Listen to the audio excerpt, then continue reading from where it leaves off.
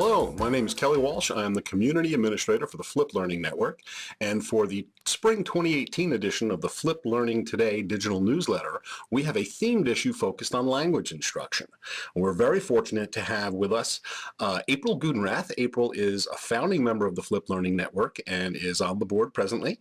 April is teaching English in South Korea. So her and I have kind of flipped this interview, and we're doing it asynchronously. And April has worked in all across education, has taught in grades 6 through 12, and has consulted across the spectrum of K through 12. So April, why don't you tell us a little more about yourself and what you're up to and about how you got into flip learning? Hi, Kelly. Thanks for that lovely introduction. And currently, I am teaching in a private school in South Korea. I am one of, I guess, what you would call the pioneer flipped people. Got started a long time ago, been flipping for about 12 years. And when I first came into flipping, it was mostly just math and science people. And when this humanities person came in, they were very shocked to see me, to say the least, and kind of dubious. But after talking with them and explaining to them that the pedagogy that goes along with the flipped learning, which the single question is, what is the best use of your class time?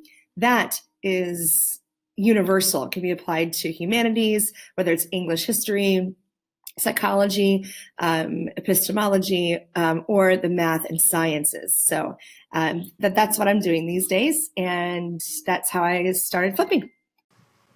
So something you and I have in common is that our path to education was rather untypical. In fact, we both started with a career in information technology. So can you elaborate a little on that?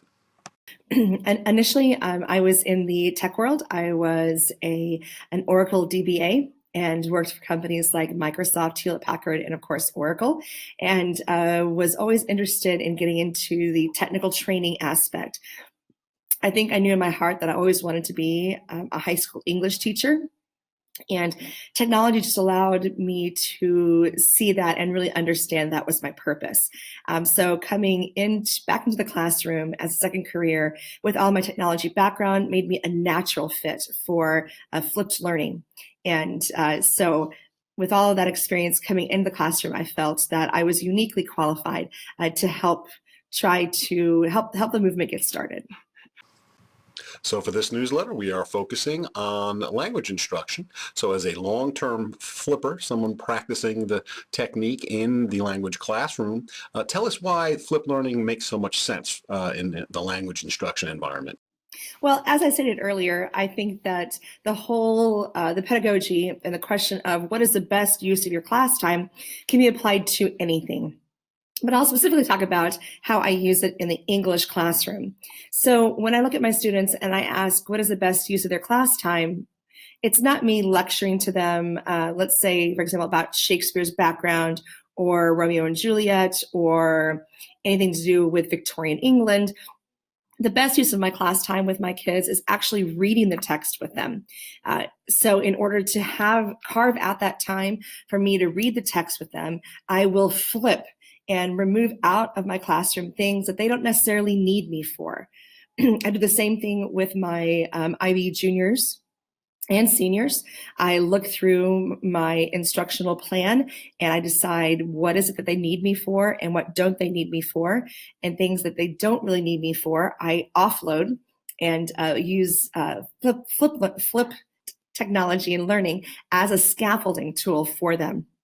So another example, in my junior class right now, we are in the middle of writing an internal assessment for us to send off for moderation to IB. And we've read the book, and the kids don't need me when they're at home just rereading and finding quotes. They need me when they're actually writing their papers. So I have intentionally carved out time once again, and we are writing almost the entire paper in class. And this gives me time to walk around to each of the students. Additionally, I also give them flipped feedback. I will actually pull up their papers and record my comments, not just type in, not just use a red pen. I actually record my comments as I'm going through their paper. So it's like they're having an asynchronous conversation with me on how I feel they're doing on their paper. So we had discussed another essential aspect that is a requirement of the language learning classroom that is so hard to meet in the traditional classroom, but works really well in the flipped learning environment, right? Students need to hear how you are communicating and your thought processes. They need that modeling. So if you're in a Spanish class, they need to hear you as a teacher pronounce the words and say the words so they can understand the intonations and the inflections that are part of speech. For me as an English teacher, I'm teaching in South Korea. I have a lot of English language learners. They additionally they need to hear me as their teacher go through and say some terms so that they know how to pronounce them correctly as well. Besides just a simple pronunciation, they need to hear the prosody, so the intonation of the words, so that they know how to emphasize words, which helps them actually in understanding the grammatical structure of English, which may or may not be different from their mother tongue, as well as gaining vocabulary, which is so extremely important for your language learners. Excellent. So what else would you like to share with our readers and viewers when it comes to flipped learning and the language instruction classroom? Another thing I'd like to add is the importance of the teacher's role in being with their students in their classroom. And I think, like I keep saying, goes back to that question of what is the best use of your class time? And I think that's so important in the languages, whether it's English as a first language or any language as a second language learner. The teacher needs to be there, like I said, to provide modeling. I think that the teacher needs to be there in order to provide reassurance, reframing, and redirection. And especially if you go into the design model mindset type of thing, students need to see your thinking as a teacher as well, to see when you make a mistake, to see your thinking as you read through their paper, because when you're grading their paper or giving them feedback, just writing on it may not truly grasp what it is that you're trying to communicate, just like their typing may not always grasp what they want to communicate.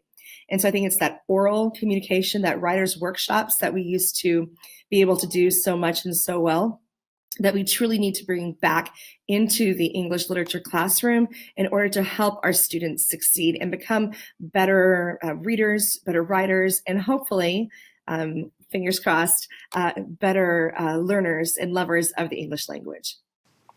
Well, thank you again, April, for working through this with me and finding the time to inform our readers and viewers about the great match that flipped learning is for the language classroom.